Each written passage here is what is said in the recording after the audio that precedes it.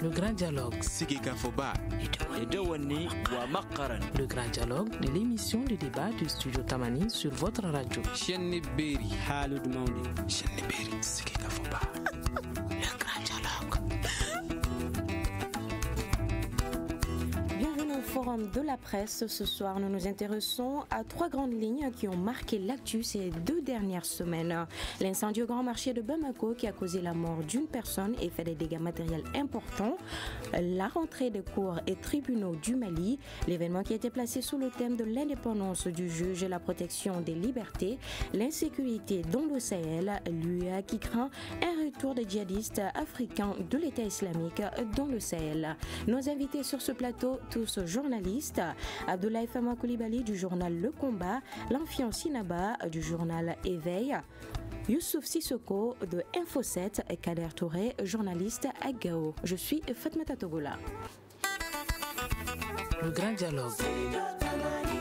Nous allons commencer par l'incendie au grand marché de Bamako. Plusieurs dizaines de magasins et leurs contenus ont été ravagés par le feu lundi dernier. Cette fois-ci, il y a eu mort d'homme. Les pompiers et les commerçants pointent du doigt les installations, l'agencement du marché. Qu'en pensez-vous, M. Koulibaly ?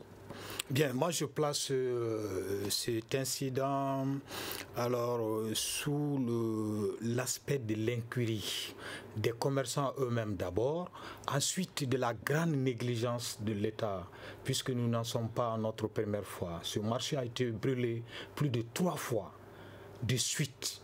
Alors, on n'a pas pu mettre à profit les expériences que nous avons connues pour les premières fois et que ça se répète et de façon gravissime cette fois-ci quand on sait qu'il y a eu 3 foyers d'incendie simultanés. Cela n'est pas gratuit, cela mérite la méditation et cela mérite beaucoup de recherche à tous les niveaux, au niveau de l'administration, au niveau des commerçants et même des mairies qui gèrent les marchés au plan national et au plan local du district de Bamako. Alors, M. Sinaba, êtes-vous du même avis que M. Koulibaly ? Oui, je suis du même avis que lui dans la mesure où ce n'est pas une première fois. Malheureusement, c'est des situations déplorables qui se répètent. Et ce que j'ai surtout déploré, c'est le fait que depuis 4 heures du matin, d'après les informations qu'on a reçues, depuis 4 heures du matin, il y a eu du feu. C'est jusqu'au matin, aux environs de 10 heures qu'on a pu maîtriser le feu. Je me dis quelque part, c'est vrai, il y a des difficultés liées à l'accès, mais est-ce qu'au niveau aussi de nos agents de la protection civile, il ne serait pas mieux qu'on les équipe pour qu'on puisse peut-être intervenir sur le plan aérien, parce que 4 heures du matin à 10 heures du matin, le feu aurait pu se propager à d'autres niveaux. Je pense que c'est des difficultés qui sont là, qui méritent d'être des réflexions approfondies. D'accord. Et vous, M. Sissoko ? Oui, moi je pointerai surtout le doigt sur l'État, sur la responsabilité de l'État. Puisque, comme mes prédécesseurs l'ont si bien dit, c'est la 3e fois que le marché brûle. Alors, pourquoi ne pas prendre les dispositions pour éviter en tout cas que des cas comme ça arrivent ? Parce qu'en 2014, tout près, le marché a brûlé.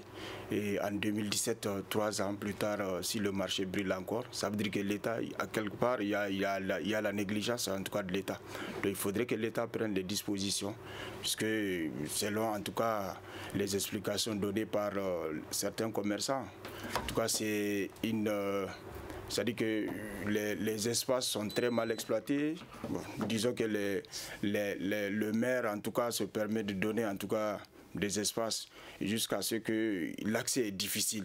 Donc, moi, je crois qu'il faudrait quand même que l'État prenne toutes les dispositions pour éviter à la longue que de tels incendies ne se produisent. Mais selon vous, est-ce que l'État seul peut faire face à cette situation ? Oui, l'État seul ne peut pas faire face, mais il faudrait que l'État joue sa partition. Parce que la mairie, pour moi, c'est l'État. Et les commerçants l'ont si bien dit. Et c'est dû à un court-circuit électrique.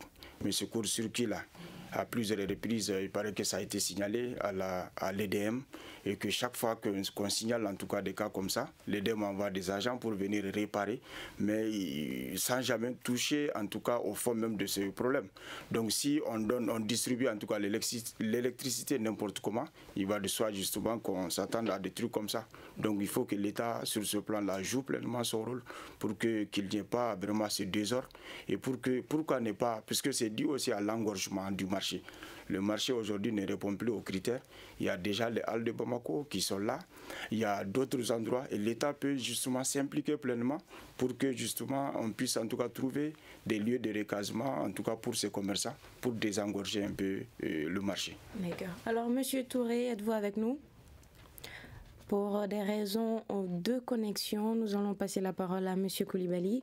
M. Sissoko vient de pointer du doigt un facteur concernant les responsabilités, l'État. Mais selon vous, est-ce que l'État seul peut faire face à cette situation? Oui, mais avant la responsabilité de l'État, il y a celle des commerçants eux-mêmes qui est pleinement engagée.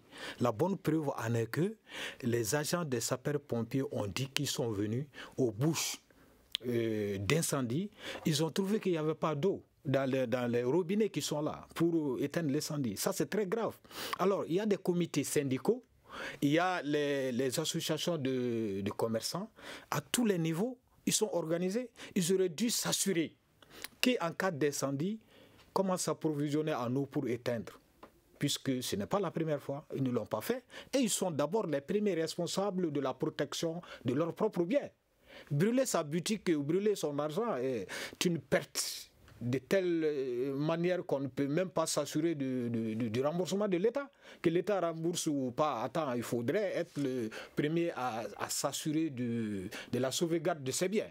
S'ils ne l'ont pas fait, c'est à leur dépens. Alors, ça c'est d'un côté. De l'autre côté, l'État, d'accord, mais l'État c'est qui? L'État c'est la forme juridique de la société. Chacun doit s'assurer que la loi à ma faveur est respectée. Alors, si on s'assoit, on se dit l'État, et qu'on se laisse brûler sa boutique, son argent, et même, moi je pense que c'est très grave. Hein. C'est très grave. Ces commerçants doivent s'organiser, aller voir la Chambre de commerce du Mali, aller voir les autorités municipales pour avoir les conditions nécessaires, d'abord à leur survie, à la prospérité de leur activité commerciale. Moi, je pense que tout commence là d'abord. Mais il ne faut pas attendre des incendies pour dire que c'est l'État, c'est l'EDEM. Mais l'EDEM, moi, quand même, des bouches d'incendie sont là. L'État et l'énergie les a déjà placées. C'est à vous de s'assurer que ça fonctionne ou que ça ne fonctionne pas. Moi, je pense que cette affaire, il faut appeler le chat par son nom. C'est eux, les commerçants, qui sont les premiers responsables. Et si jamais ils s'asseyent en se disant que l'État va leur payer, va leur rembourser, mais c'est de la peine perdue. C'est de la peine perdue. Parce que ce que l'État va leur donner, ce n'est pas comme s'ils étaient parvenus à se sauver la tête, à se sauver leur argent et leur boutique. Moi, je pense qu'il est temps maintenant que chacun se responsabilise et qu'on se dise que l'État, c'est nous-mêmes d'abord et que c'est nous qui constituons l'État. D'accord. Alors, oui. Je voudrais ajouter un aspect. Oui. Je pense que c'est une situation malheureuse, mais qui doit servir de tremplin pour qu'on ne puisse pas vivre cela. Parce qu'on n'a pas quelque part aussi cette culture-là de s'attendre au malheur. On s'est dit, pourquoi vouloir prévoir le malheur? Sinon, s'il y avait de l'eau sur place, peut-être ça aurait pu faciliter les choses. Il va de l'instinct de survie de tout un chacun. Justement, mais quand il y a un incendie, il y a des gens qui ont fui. Pourquoi ils ne se sont pas restés se brûler? Monsieur Koulibaly, je vous en prie. Oui. Laisse-moi terminer. Je ne les défends pas, je ne les encourage pas. Au contraire, c'est une incitation, une préparation à ça. Parce que c'est quelque part une mentalité qui est là. Comme on le dit en Bambara, mais il faudrait qu'on change aussi cette mentalité-là. Mais monsieur Sina, ce n'était pas ni la première fois, ni la deuxième fois. Mais... Justement, donc que ça soit vraiment la dernière et que cette situation malheureuse puisse servir vraiment de tremplin pour qu'on ne puisse pas vivre ce qu'on a vécu, que ce n'est pas une fatalité, qu'on peut éviter cela. Et à ce niveau, chacun doit jouer sa partition pour ne pas répéter mes deux prédécesseurs, que l'État joue sa partition, que les commerçants eux-mêmes s'investissent, qu'on sache que c'est des vies humaines aussi qui sont en jeu. Et en ce qui concerne l'énergie, très souvent, je me rappelle, en 2007, il y a 10 ans de cela, je fais un article sur cela, quand l'énergie EDEM donne l'électricité, il y a un autre système qui est là et ils appellent ça la rétrocession. EDEM donne ensuite, ils les vendent entre eux. Et c'est à travers ce système de marchandage qu'il y a des installations anarchiques. Et facilement, ça crée des dégâts. Donc, si je comprends bien, les premiers responsables, c'est eux-mêmes. On peut le dire. À travers vos propos. Ils ne doivent pas attendre que l'énergie leur donne de l'électricité, que cette électricité soit vendue entre eux de façon énergique pour s'exposer leur vie à des dangers de mort. Justement, je pense que c'est l'occasion. C'est très grave. C'est l'occasion. On doit s'installer son commerce de telle manière qu'on ne soit pas exposé à des incendies. D'accord, oui. Monsieur Sissoko, si l'État ne nous donne pas cette condition, on doit l'exiger, on doit aller la chercher. Monsieur Koulibaly. En fait, ne nous voilons pas la face. C'est-à-dire que la responsabilité de l'État est engagée à tous les niveaux. Puisque les commerçants eux-mêmes l'ont dit. Il y avait des espaces qui étaient réservés, en tout cas des espaces vides, qui devaient normalement servir de voie d'accès, même pour les agents de sapeurs-pompiers. Mais tous ces espaces-là ont été distribués par les mairies, la mairie du district. Mais c'est en complicité avec eux. Oui, c'est fait devant eux. Monsieur Koulibaly, nous allons revenir à vous. Maintenant, les commerçants, la plupart des commerçants ne sont pas des commerçants installés de façon formelle. C'est des gens. Mais ils ne doivent pas accepter d'être installés de façon informelle et de façon anarchique. Parce qu'il y va de leur vie. Sissoko, je vous prie, nous allons passer la parole à Monsieur Touré. La connexion est rétablie. Je vous en prie. Alors, Monsieur Touré, êtes-vous avec nous? Bonjour, ça va? Oui. Alors, nous assistons à un phénomène qui devient un peu routinier dans Bamako, plus précisément au Grand Marché, des incendies. Depuis 3 ans, la population fait face à une série d'incendies. Que pensez-vous de cette situation? Bon, d'abord, j'ai vraiment du mal à participer dans le débat tellement la ligne est mauvaise. Je ne suis pas tellement les avis des différents confrères qui sont sur la table, qui sont autour de la table, à qui je lance un salut fraternel. Mais j'imagine que vous êtes en train de débattre par rapport à cette situation malheureuse survenue une fois de plus sur le grand marché de Bamako. Oui, exactement. Bon, c'est des situations qui arrivent, hein. Si on prend par exemple le cas de Gao, nous avons pratiquement perdu 2 marchés en l'espace de 2 ans. C'est toujours la même chose, les installations anarchiques. La configuration originaire du marché a totalement changé parce que juste après que le marché soit remis par l'entrepreneur, on constate qu'il y a des constructions anarchiques à l'intérieur des marchés. Et quand il y a construction anarchique, forcément, il y a également des dispositions d'installation électrique anarchique. Et d'anarchie en anarchie, souvent, malheureusement, on arrive à des situations que tout le monde déplore. Voyez-vous, c'est de la faute des usagers. Hein. On ne peut pas incriminer l'État par rapport à ça. Ce qu'on attend de l'État, c'est d'apporter, peut-être de manifester une solidarité envers ceux-là qui ont perdu malheureusement tout leur bien, mais ça ne peut pas dépasser cela. Il faudra peut-être prendre des dispositions pour pouvoir maintenir l'architecture des marchés à l'origine, pour permettre souvent aux sapeurs-pompiers de bien circuler et pouvoir, en cas d'incendie, intervenir rapidement. C'est tout ce qu'on peut faire. Mais malheureusement, sur tous les marchés au Mali, les grands marchés au Mali, c'est comme ça, le désordre s'installe et puis personne ne dit rien jusqu'à ce que malheureusement des problèmes comme ça surviennent. D'accord. Oui, Monsieur Koulibaly, vous voulez réagir par rapport Ah oui, mais parce que moi je trouve que ce qui différencie l'homme de l'animal, c'est l'organisation. Il faudrait que ces commerçants soient assez grands pour s'organiser de telle manière qu'ils puissent éviter des incendies récurrents. Ça, c'est pas la peine. C'est pas la peine. Alors, s'il faudrait que tout le monde s'assoie pour dire que l'État... Mais l'État ne m'a pas choisi là où je dois construire ma maison. L'État ne me choisira pas là où je dois aller m'installer pour exercer mon commerce. Dans ce cas, l'État donne le cadre, mais m'installer dans les conditions de travail nécessaires à me sauver la vie.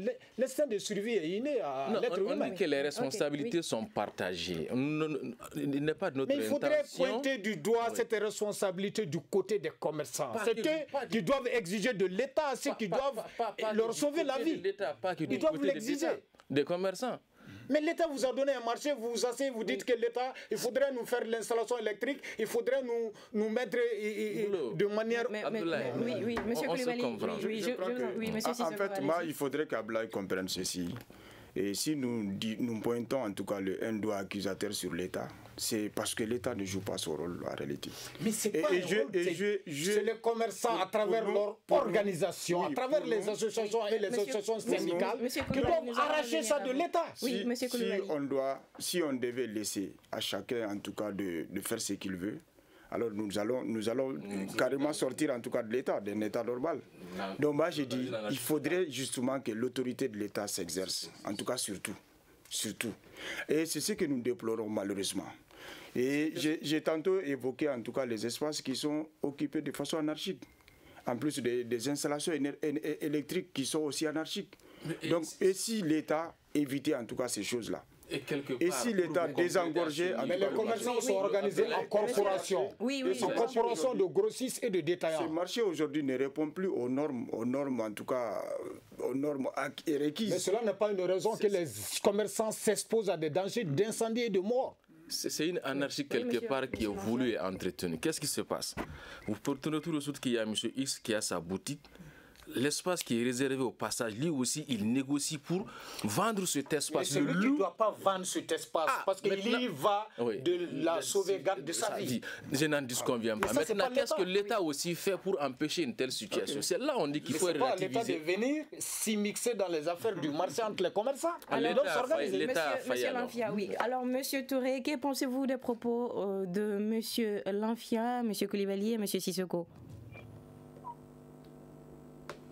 Madame, une fois de plus, je déplore vraiment la qualité de la communication qui ne me permet pas de suivre un peu les opinions des uns et des autres autour de la table. Vraiment, toutes nos excuses par rapport à cela, toutes nos excuses. Vraiment, voilà. Oui. Donc, je dis que nous parlons tous le même langage. Hein. C'est vraiment une situation à déplorer. Certes que quelque part, les autorités communales ont leur part de responsabilité, peut-être la négligence, le laisser faire, c'est ça la responsabilité de l'État à ce niveau. Mais les commerçants qui eux-mêmes, ils ont leur bien à l'intérieur, participent à leur propre destruction. C'est ce que ça veut dire. Parce que lorsque on transforme carrément l'architecture d'un marché, que ce soit les constructions à l'intérieur, que ce soit les installations électriques, tout le monde sait que c'est dangereux. À commencer par les commerçants qui vivent au quotidien, ils savent que c'est dangereux, qu'un jour ça peut péter. Et malheureusement, c'est ce qui arrive très souvent et ils sont les premiers perdants. Tout ce qu'on peut dire, c'est de déplorer la situation et peut-être lancer des actions de solidarité. Mais vu qu'ils sont conscients de tous ces risques-là, pourquoi ne pas changer de comportement alors? Justement parce que personne ne veut prévenir le danger. On vient tous les jours, on mène ses business et puis on voit et personne ne dit que demain un danger peut survenir. Voyez-vous, ce sont des incidents, des accidents qui arrivent souvent et ils sont conscients que ce n'est pas bien. Lorsqu'on est dans de telles conditions, tout le monde est conscient que ce n'est pas du tout bien. Même en cas d'incendie, on ne peut pas intervenir correctement, voyez-vous. Donc tout cela, c'est connu d'abord par les commerçants qui vivent le quotidien, comme je l'ai dit. Mais les autorités communales également, d'une part, d'autre part, sont responsables de la situation. Voilà. Malheureusement, on n'en parle que lorsque il y a des situations comme ça, il y a des pertes énormes. C'est en ce moment qu'on ouvre les débats pour en parler. D'accord, je vous comprends. Oui, Monsieur Lanfia, vous voulez... Je pense que comme il y a un problème de connexion, sinon je pense que ce que j'avais développé quelque part, il faudrait qu'il y ait cette prise de conscience de la situation, parce que quelque part on n'a pas cette mentalité aussi d'anticipation du malheur, prévoir, se munir des instruments qu'il faut pour éviter le malheur. On suppose que c'est de se souhaiter soi-même malheur. Il y a cet aspect, il y a le problème d'organisation, on va encore une fois le dire, mais il y a aussi cette responsabilité de l'État qui doit s'assumer. Parce que qu'est-ce qui se passe aussi? C'est quand vous regardez ces équipements marchands qui sont là, ces installations qui sont là, au lieu de donner directement à des petits commerçants, des gens qui se débrouillent, comme on le dit, on peut le faire donner à des gros commerçants et aussi viennent sous-traiter avec des petits commerçants. Ils sont obligés, s'ils n'ont pas autant de moyens, de se trouver de ce petit espace qui est là, de se partager encore entre eux. Donc il y a tout ce problème qui est là. Je pense que quelque part, il appartient à l'État d'assumer sa responsabilité. Oui, les autorités... Cette répartition des magasins dont tu fais allusion, c'est fait avec la participation des commerçants eux-mêmes. C'est eux qui diligentent. Même si il y a une supervision de l'État, ils font partie prenante. Il y a un autre aspect. Oui, n'empêche, mais ils doivent faire de telle manière qu'ils soient organisés de telle sorte que leur vie et leurs conditions de travail, leurs biens ne soient pas mis en danger. C'est ce qu'on vient de dire. Mais ça, c'est pas l'État.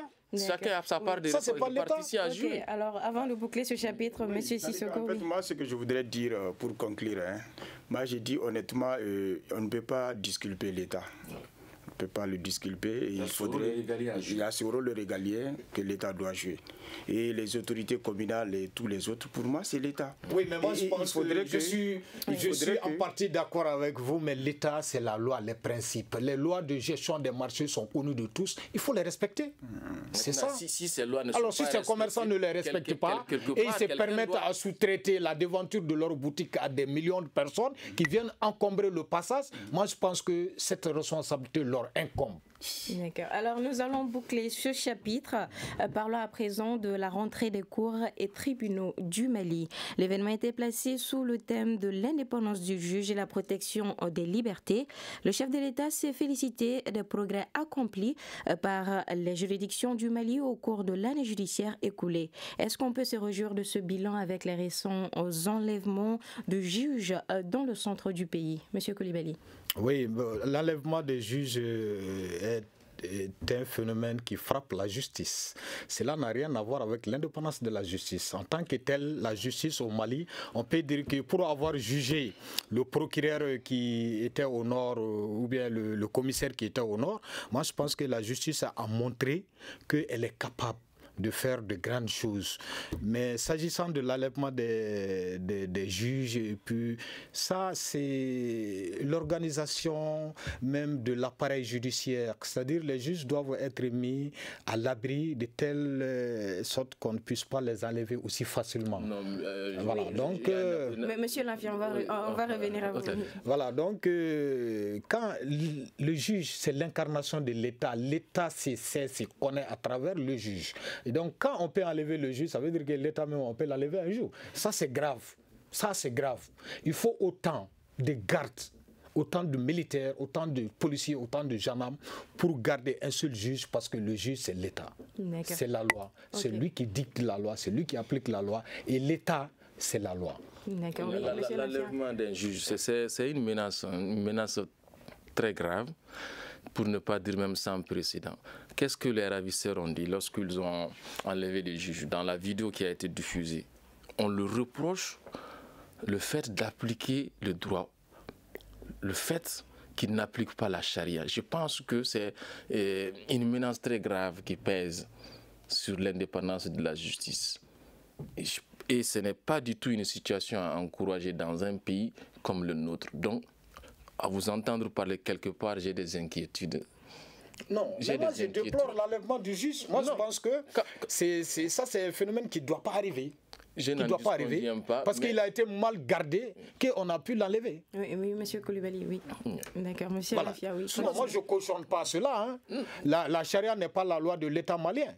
Donc, enlever un juge pour n'avoir pas appliqué la charia, il n'y a pas d'acte aussi crapuleux que cela. Oui, ça c'était une parenthèse que je voulais ouvrir, mais maintenant il y a un autre aspect, l'indépendance de la justice au Mali, tout le monde le sait. Il y a quelqu'un qui me disait récemment que tu as intérêt à connaître le juge que les textes de loi au Mali. Autrement dit, s'il y a des espèces, comme on le dit, sonnantes et trébuchantes, la loi est de ton côté. Ça aussi, ça fait des inquiétudes dans ce pays. Oui, mais écoutez, vous savez que... Monsieur Coulibaly, nous allons revenir à vous. L'être humain n'étant pas parfait, on ne peut pas demander au juge d'être aussi parfait qu'il ne l'est lui-même. Oui, sinon, moi, je pense que les juges... La justice malienne fait son... La justice malienne fait son mieux selon les moyens qu'on lui a mis à sa disposition. Mais oui, monsieur Coulibaly. C'est une opinion. Oui. Monsieur Sissoko, allez-y. Moi, je ne veux pas m'apaisantir trop sur l'enlèvement du juge, mais sur la rentrée solennelle, en tout cas des cours et des tribunaux. J'ai eu l'impression du déjà entendu et du déjà vu. Depuis combien d'années, c'est les mêmes discours qu'on vient tenir. Mais en fait, rien n'a bougé, rien n'a changé. En tout cas, du point de vue en tout cas, de la distribution de la justice au Mali. Et ça, c'est à déplorer. Et moi, j'ai dit, cette rentrée se passe à un moment très crucial, en tout cas, de la vie, en tout cas, de la famille judiciaire au Mali. Vous avez fait allusion à l'enlèvement du juge de Nyonon, Sunkalo, mais aussi de la démission du ministre Konaté. Il a démissionné à quelques jours seulement de la rentrée judiciaire. Donc moi, j'ai dit ça doit interpeller plus d'un. plus d'un Malien, parce que ça veut dire qu'il y a un malaise général au sein de la famille judiciaire. Et moi, j'ai dit ça, c'est à déplorer. Vous voyez, depuis 2013, depuis l'avènement d'Ibeka au pouvoir, franchement, nous n'avons pas senti, et tout le monde pensait que, bon, Ibeka allait peut-être faire en sorte que certains mots de la société puissent en tout cas disparaître, avec une justice, avec une autorité de l'État et une justice forte. Mais qu'est-ce qu'on a constaté? On a constaté que c'est tout à fait le contraire. C'est-à-dire qu'au Mali, comme il a si bien dit, les décisions de justice sont rendues selon en tout cas le poids de la poche, ou selon justement les relations avec X ou Y. Donc ça, c'est à déplorer. Donc aujourd'hui, c'est regrettable de le dire, mais nous n'avons pratiquement, ça dit que la justice, elle est malade. Elle est malade. Et la rentrée judiciaire ne m'a pas permis, honnêtement, d'avoir une lisibilité, une visibilité claire, dans le sens, en tout cas, de l'amélioration de la justice au Mali. Alors, monsieur Touré, oui, je vous en prie. Monsieur Touré, êtes-vous avec nous? Oui, je suis là. Oui, à présent, nous parlons de la rentrée des cours et tribunaux du Mali. Concernant la connexion, je ne sais pas si elle est assez bonne pour que vous nous compreniez. Oui, je vous comprends très bien. J'ai suivi un peu les analyses faites par les confrères, et surtout par rapport à l'enlèvement du juge. Moi, je me place peut-être dans le Mali de façon globale. Est-ce que dans ce pays, vous pensez réellement que nous sommes aujourd'hui en mesure de parler de l'indépendance du juge, de parler de démocratie et de justice en l'État? Parce que ce n'est pas seulement un juge qu'on enlève dans ce pays. C'est pratiquement tous les jours des citoyens maliens sont enlevés, souvent exécutés. Ça, c'est le quotidien au nord et au centre du pays. Des radios sont fermées, des écoles aujourd'hui ne peuvent pas ouvrir, tout simplement parce qu'il y a des groupes qui sont hostiles à l'école, qui sont hostiles à cette justice telle qu'elle est rendue dans notre pays. Donc de façon globale, aujourd'hui, on ne peut pas parler d'indépendance de justice pour la simple raison que nous n'avons pas la totalité et la maîtrise totale sur le territoire national. Tant que cela n'y est pas, en tout cas, vu par les citoyens au nord et au centre du pays, aujourd'hui, on ne peut pas parler d'indépendance de justice en l'État. Il faudra que l'État se retrouve sur toute l'étendue du territoire national pour qu'on puisse parler d'indépendance de la justice et de la démocratie. Peut-être qu'un peu à l'extrême sud, on peut comprendre certaines choses, mais ici, nous, on ne peut pas le comprendre pour la simple raison qu'à tout moment, on peut enlever un citoyen qui soit juge, qui soit un citoyen simple. Tous les jours, on peut enlever les gens et puis voilà, il n'y a rien. Oui, monsieur Lafia. Oui. Monsieur Lafia, oui. Par rapport à ce que Sissoko disait, je reviendrai ensuite par rapport à Touré. C'est au Mali que vous verrez un juge, ça sent bien que vous êtes en règle, vous avez raison, mais qu'il refuse de rendre une décision de justice sans qu'il ne soit motivé. Oui. On a vu des cas comme ça. Le juge sait très bien que M. Diarra a raison ou encore M. Sissoko a raison, mais il faut le motiver. Mais qu'est-ce qui explique cette situation? Mais il y a une corruption qui est là, qui est générale, qui touche toutes les couches de la société, malheureusement. Dans ces conditions, il est très difficile de parler d'indépendance. Et ce que Kader est en train du côté de Gao, c'est vrai, lui, il met l'accent sur l'aspect sécuritaire, mais ce n'est pas que l'aspect sécuritaire. Il y a une question, c'est plutôt une question de société, une question de corruption généralisée, ça à tous les niveaux. Du plus humble, du plus sobre citoyen au plus haut soumis. C'est partout. Okay. Oui, monsieur alors moi, je ne vois pas la chose de cette manière. Moi, c'est un malaise généralisé que vous avez dit. La justice est un échantillon représentatif de la société malienne. Dans l'enseignement, c'est la même pourriture. Tu vois dans la police, tu vois dans tous les domaines, dans tous les corps sociaux, vous avez les mêmes problèmes. Donc, comment voulez-vous reprocher cela à la justice? La justice, c'est une chaîne. La justice, c'est une chaîne. Monsieur Lanfia, je vous en prie. La justice, c'est une chaîne. C'est une chaîne. Il y a la gendarmerie, il y a la police, il y a les prisons.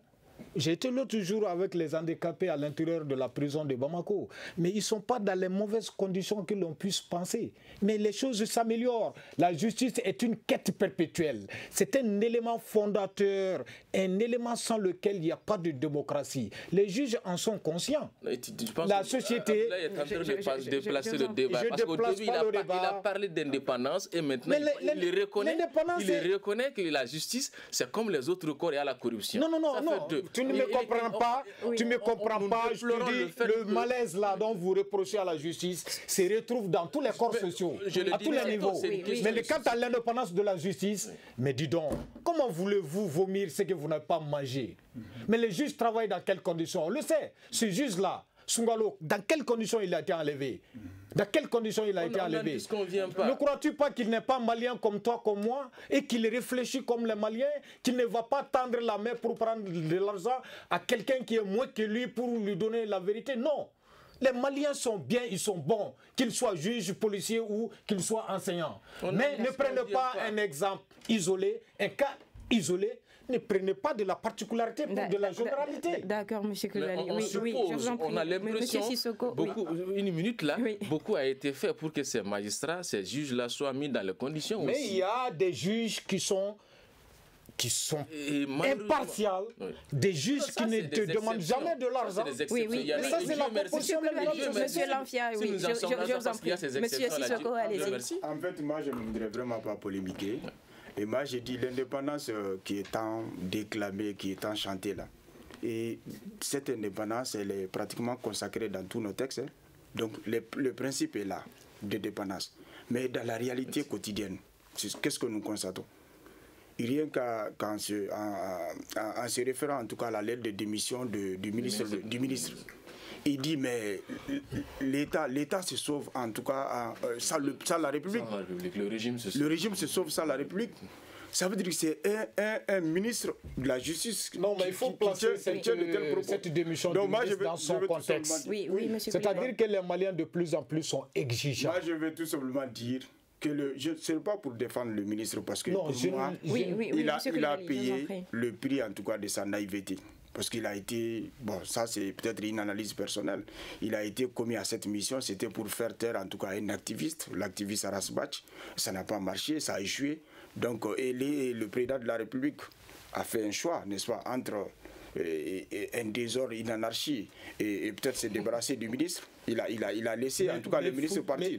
Donc moi j'ai dit, rien que cette démission et peut-être l'enlèvement du juge, on doit justement arriver à la conclusion qu'au sein de la justice malienne, ça ne va pas. Et l'une des tares de notre démocratie, l'une des tares de notre société, c'est justement cette justice qui est malade, qui est vraiment, je ne dirais pas de la pourriture, mais cette justice, franchement, ne répond pas.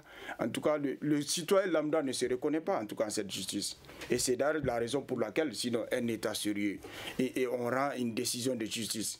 La condamnation de Rasbach à 1 an de prison ferme avec une amende de 100 000 francs. Mais c'est une décision qui n'a jamais été exécutée. C'est vrai qu'il a fait l'appel, mais il aurait dû quand même être arrêté. Mais on ne peut pas l'arrêter parce que la justice elle-même s'est discréditée. Et face à tout cas, et quand le citoyen,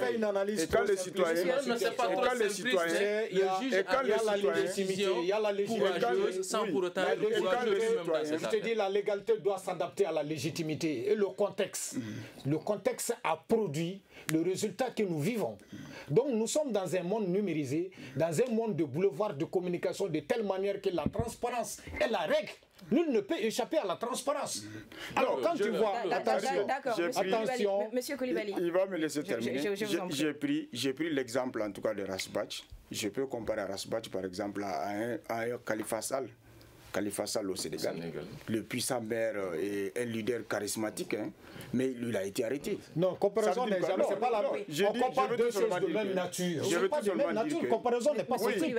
Comparaison n'est pas possible. Mais dans le cas que tu as pris, le cas précis, c'est un cas de légitimité. Oui, j'ai pris le cas de Khalifa Sall. Et la loi doit s'adapter à la légitimité. Tout simplement dire qu'au Sénégal, il y a le droit. Mais au Mali, malheureusement, c'est que la scène à laquelle nous assistons est loin d'être en tout cas un droit qui est dit. Donc moi, je dis honnêtement, la justice malienne est malade.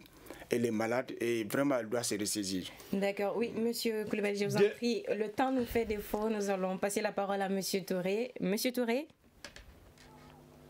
Oui, madame. Oui, alors nous allons conclure ce chapitre sur la justice. Malheureusement, le temps nous fait défaut.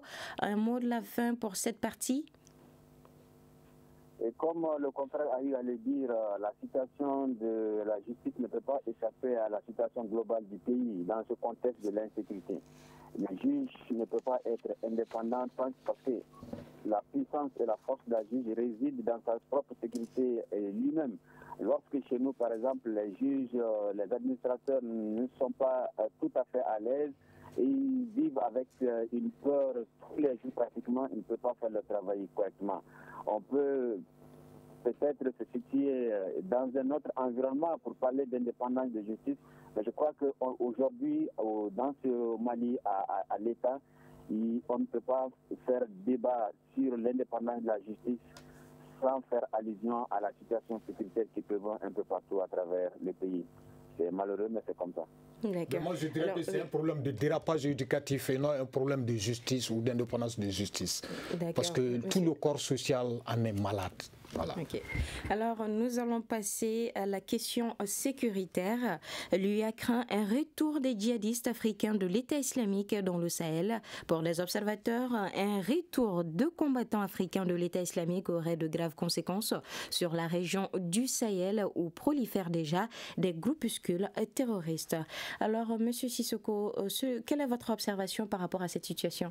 Oui, mon observation, c'est une réalité malheureusement. Et j'ai comme l'impression que c'est une réponse du berger à la bergère. Et on constate en tout cas la naissance d'un nouveau groupe.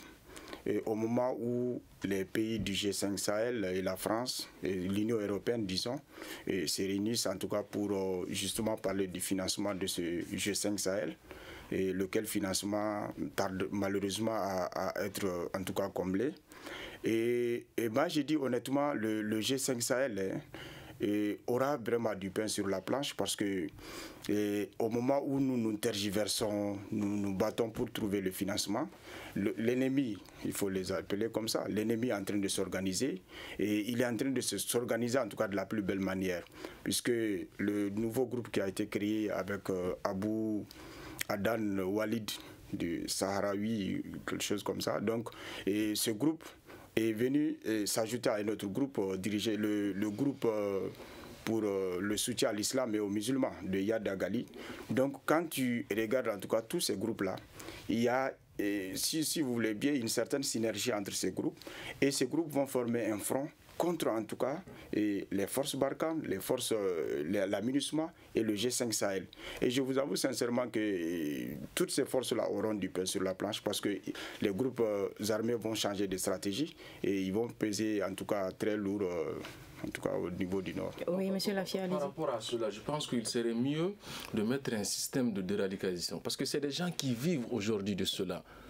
De ces combats à travers le monde, pour qu'il ne puisse pas y avoir cet afflux vers le Sahel, que mettre un système qui puisse les contenir et les déradicaliser. Sinon, ils viendront à coup sûr s'ajouter aux groupes terroristes qui sont déjà sur place. Et ces groupes-là, ils s'organisent de plus en plus, parce qu'au fur et à mesure que nos États s'organisent pour les combattre, et aussi ils s'organisent. Vous voyez ce rapprochement entre les deux groupes terroristes et cette organisation à l'interne. Je pense qu'à ce niveau, nous devons, au niveau des États, être beaucoup plus dynamiques, beaucoup plus réactifs, sinon être beaucoup plus dans l'action. Et pour ce faire, il faut les moyens. Malheureusement, il y a ce problème de moyens qui se pose. Et une fois de plus, je pense que, comme notre président n'aime pas l'expression tendre la sébille, mais une fois de plus, nous allons devoir continuer. Parce que sur un budget de 400 et quelques millions d'euros, on a 260. Là, sur lesquels il y a 108 qui ont été mobilisés. Donc, il y a problème. Quelque part, le financement, ça pose un sérieux problème. Et ça pose une fois de plus la chapiternelle question de l'indépendance de nos États. Parce que pour qu'on puisse prétendre à une quelconque indépendance, il faut être en mesure de se prendre en charge, d'organiser, d'assumer sa propre sécurité. Malheureusement, il y a ce problème qui est là aujourd'hui. Oui, monsieur Coulibaly. Ce n'est pas un problème d'indépendance d'un État pris individuellement, mais c'est plutôt un problème général. Parce que Moi, je pense que, pour une fois, la communauté internationale a anticipé sur un problème. Le problème de djihadistes, le problème de terroristes dans le G5, l'espace du G5 Sahel. Parce que, qu'est-ce que c'est dit? Anticiper, qu'est-ce qu'il y a? 260 milliards qui vont être mis à la disposition du G5 Sahel. Mais mieux que ça, il y a une force, FORSAF, qui est une force qui est dans le Sahel et qui recherche les terroristes, les traque, ne les tue pas, hein, mais les prend et les met à la disposition du Mali ou bien des pays du G5 Sahel pour qu'ils soient jugés. Donc cette force est tellement équipée, a tellement du matériel logistique que l'espoir est permis. De nos jours, avec la désintégration de la Libye qui va désormais connaître son épilogue, un État normal va être installé en Libye. Il y va de l'intérêt des pays au sud du Sahara comme de l'intérêt de l'Occident. Parce que la traite des esclaves que nous avons vécue a poussé une certaine énergie qui a mis la communauté internationale en mouvement pour trouver à mettre un État sérieux en place en Libye. Et dès qu'il y aura un État sérieux en Libye, moi je pense que le problème là va être résolu en partie. Et le G5 Sahel continuera son petit bonhomme de chemin. Ces radicaux, ces terroristes n'auront plus la voix au chapitre. Moi, je vous dis, on en a pour 6 mois, au maximum 1 an, ce problème, on en finira. Parce que l'Occident, la communauté internationale, c'est que sans la résolution de ce problème de terrorisme, il n'y a pas sommeil à dormir nulle part dans le monde. Je vous en prie, le temps nous fait défaut. Juste quelques secondes. Oui, monsieur Touré. Je voudrais tellement être aussi optimiste que mon complet et regarder cet espoir que dans 6 mois, on va au moins progresser un peu dans cette situation qui gangrène l'ensemble du pays. Mais force de reconnaître, comme certains ont eu à le dire, que les ennemis également sont au courant de tout ce qui se passe par rapport à cette guerre ouverte contre le terrorisme. Et davantage, ils s'organisent et ils se renforcent à travers justement les autres conflits qui se passent un peu partout à travers le monde, à Moyen-Orient. Ils se renforcent à ce niveau-là pour faire face à la nouvelle donne. Mais nous, ce que nous pensons ici, c'est que la clé de la situation aujourd'hui reste l'Algérie. Reste la position, il faut clarifier la position de l'Algérie dans le combat contre le terrorisme. Il faut parvenir à couper les axes d'approvisionnement de ces gens. Ils ne vivent pas que de l'air, c'est des gens qui trouvent à manger, à boire et du carburant pour circuler et des armes, n'est-ce pas, pour faire un combat. Où est-ce qu'ils s'approvisionnent et comment est-ce qu'ils parviennent à vivre dans ce désert et de façon tranquille et pouvoir mener une guerre. Donc il faudra savoir couper ces axes et nous pensons que tant qu'il n'y aura pas un 6e, c'est-à-dire aller au G6 Sahel, on ne peut pas parler du Sahel et ignorer la position de l'Algérie. Qu'est-ce que l'Algérie voudrait faire dans cette situation? C'est le grand point d'interrogation. Et nous pensons que tant que l'Algérie ne clarifie pas sa position dans ce combat contre le terrorisme, il y aura toujours des difficultés malgré l'implication des Européens et des Occidentaux. D'accord. Monsieur Touré, le temps nous fait défaut. En 30 secondes, oui, monsieur Sissoko. Oui. En fait, moi, je suis tout à fait d'accord avec Touré. Je suis d'accord avec lui. Et moi, j'ai dit le G5 porte déjà en lui 5 tares. 5 tares, il a évoqué tantôt l'absence de l'Algérie. Et l'Algérie, pourquoi? Parce que l'Algérie, d'abord, elle a une grande expérience en matière de lutte contre le terrorisme, pour avoir combattu le GSPC. L'Algérie ne saurait être un îlot en dehors de la communauté internationale. Ce problème-là sera résolu. Parce qu'il y va de la survie de la communauté internationale. L'Algérie a connu une décennie de lutte, sa décennie noire de lutte contre le terrorisme. Donc exclure l'Algérie en tout cas du G5 Sahel, pour moi c'est peut-être mettre la charrue avant le bœuf. Et cela sans compter sa force de frappe et le nombre de milliers de kilomètres qu'elle partage avec l'ensemble de ces pays. Avec 3 des 5 pays en tout cas qui composent le G5 Sahel. Mais le G5 Sahel n'a pas le choix. Tel vous décrivez cette situation, moi je pense que le G5 Sahel a à sa tête des dirigeants qui réfléchissent, qui comprennent que l'handicap c'est l'Algérie et ils vont trouver une solution à ce problème. Moi je n'ai pas fini, je voudrais continuer. Oui. Il y a l'Algérie. Après l'Algérie, il y a les États-Unis.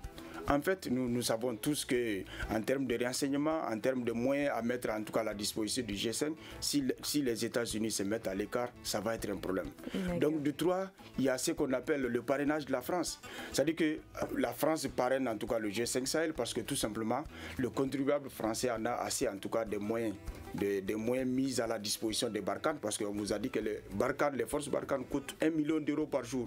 Donc le contribuable français en a assez en tout cas de ça. Oui, Macron est en train de se battre pour que G5 en tout cas puisse prendre le relais et les forces Barkhane vont se retirer petit à petit. Monsieur Sissoko, je vous en prie, malheureusement le temps nous fait défaut et cela met fin à ce forum de la presse. Un grand merci à nos invités, tous journalistes, Monsieur Abdoulaye Fama Coulibaly du journal Le Combat, Lamfian Sinaba du journal Éveil, Youssouf Sissoko de Info7 et Kader Touré, journaliste à Gao.